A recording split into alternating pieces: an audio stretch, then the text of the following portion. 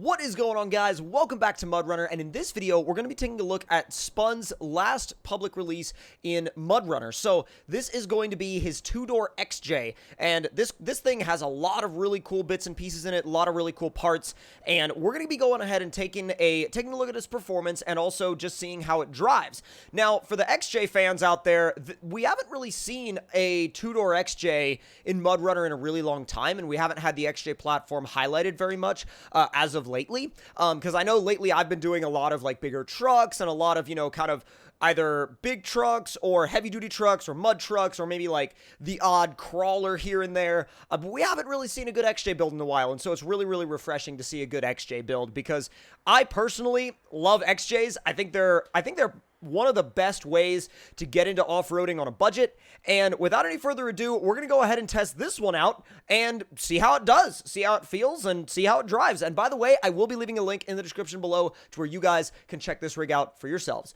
So with that being said, let's go ahead and fire it up and get it out on the trail. Now, the interior, okay, don't worry about the interior.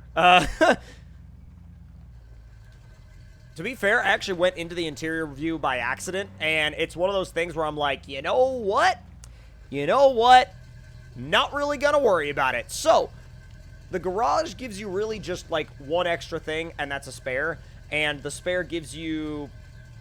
Wait, what? It says spare, 0 points. Spare is empty. Oh, odd. Okay, well, it looks really cool at least.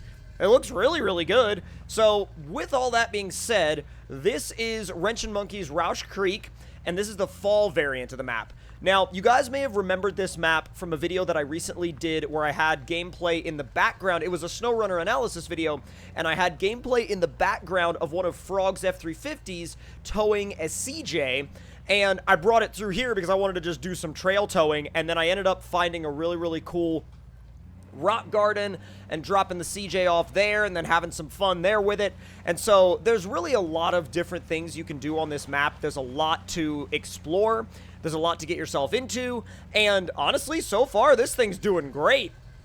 I'll back it up just a little bit. Yes, dude, look at that. Look at that. That's what it's about right there. It's just a good looking rig with a great amount of flex. I mean, you want a realistic XJ build.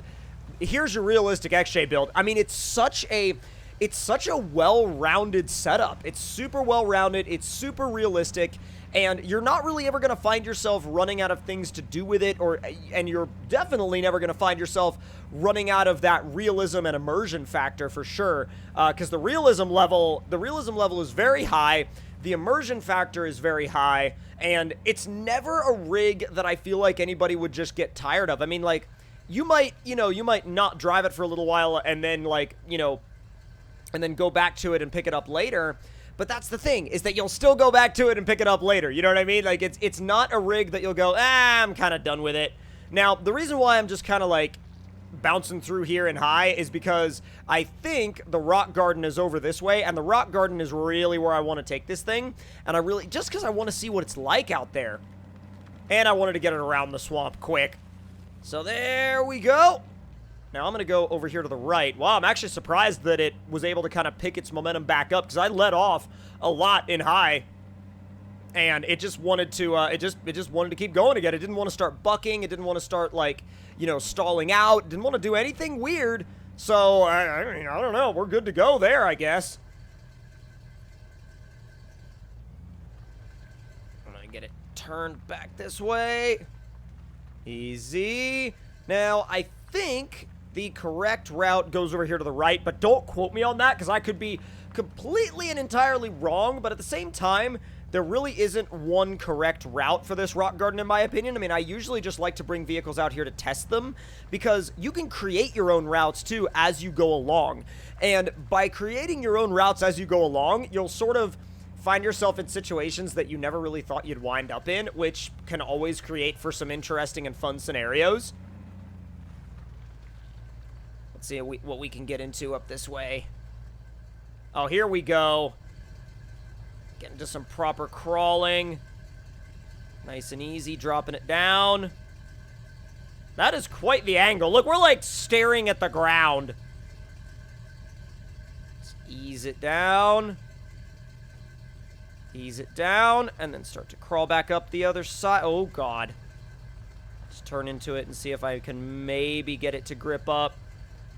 It's being a little iffy about it. I'm not sure if it likes the line I'm trying to get it to take. I don't think it does, which is fine. We'll actually get it a little... There we go. Because that puts the front axle... Yep. Yep, that's it. That's where it wants to be.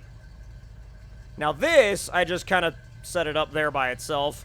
That was kind of more of my decision, but I just wanted to see how much I could get it to flex out. Oh, dude. Oh, that's sick. That's sick. I don't know. I just love, like, seeing Jeeps in, like, you know... well, okay, the reason why the rear axle wouldn't drop down as much as I thought it should have was because it was actually already completely up on a rock. And the nice thing about this route is that you can actually come back and loop the other way or do this same route backwards. And that in itself comes with its own set of challenges. Easing her up over the edge. That one you have to just get into the throttle. Sometimes, you have to put it in high to keep yourself from flipping over. That's such a well-designed and well-thought-out obstacle, and I feel like it never really gets enough credit. And I know that I've been out here a couple of times with Surge and Zip, and we've had a couple of funny moments at that specific obstacle in particular, but I've never really, I feel like nobody's ever really given that particular obstacle the attention and praise it deserves. Yo, what is this? It's like a wacky little cut through. I'm down to try it. It's like, you know, in real life when you find an off-road area and you just keep finding new ways to, new and creative ways to traverse the terrain, which really is kind of, that's what off-roading is about in a nutshell. Now that we've come back to where we started, or sort of where we started, I'm going to go this way now. Should provide for some very interesting crawling opportunities. There we go. The only thing that, you know, some people may find a little unrealistic about this rig is the axles are not CDT, which means the axles themselves don't have collision physics, which, I mean, that's not really that big of a deal. I feel like to some people it's a bigger deal than it is to others, but that's all kind of up to your personal preference, whether or not you feel like, you know, a realistic rig needs that. But, I mean, post in the comments below and let me know if you think a realistic rig absolutely needs CDT axles, because some people feel like they do, and then other people feel like they don't. So, I'd be very curious to hear sort of, y'all's opinions on that. Alright, let's go ahead and wind it through here. I was originally going to come through here in the other direction, but, wow, it just walks it, dude. Holy crap. Well, that's one way to do it. I mean... really, I can't argue with it. Oh, no! Oh, crap, I forgot that the terrain dropped there. I literally forgot that, literally the trail falls out from under you right there. That's my bad. That is my bad 110%. I do want to try to go back through that way in the opposite direction, though. So I'm going to go ahead and release that winch and... sort of get myself turned around. It doesn't want to turn itself around, but it'll eventually get there. All right, let's go ahead and see what we can do going this way, because this way is a little bit... oh, nope.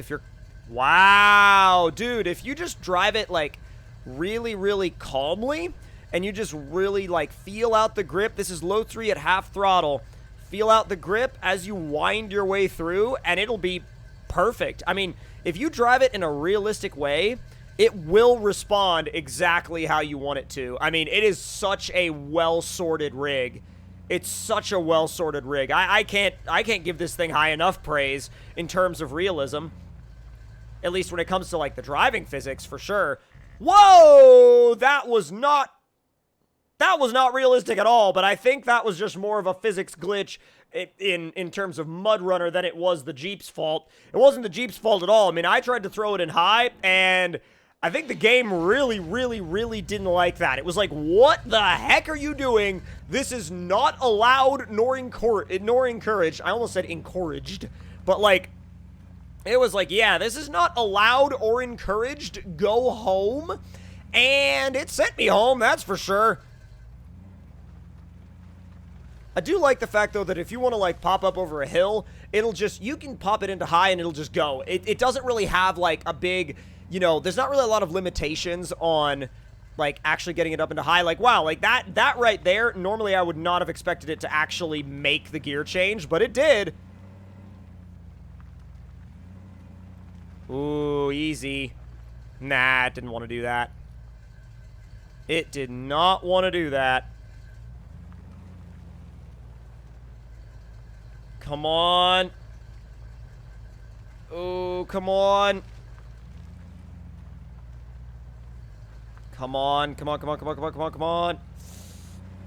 All right, back to square one with this hill. Yeah, back to square one with this hill. It's littered with distribution rocks, specifically to make it more difficult, and I get that, but I also, at the same time, understand that, like, distribution rocks can be really annoying. It's like, why did that bush need to be there? Why? That bush being there was not a, well, I mean, I guess it looked kind of aesthetically cool, but still moderately frustrating when it comes down to it. There it is. There it is. Wind it up through. Oh, come on. Wind it up through. Wind it up through. Come on. Come on. Easy. There you go. That's pretty good. I mean, that's a tricky climb.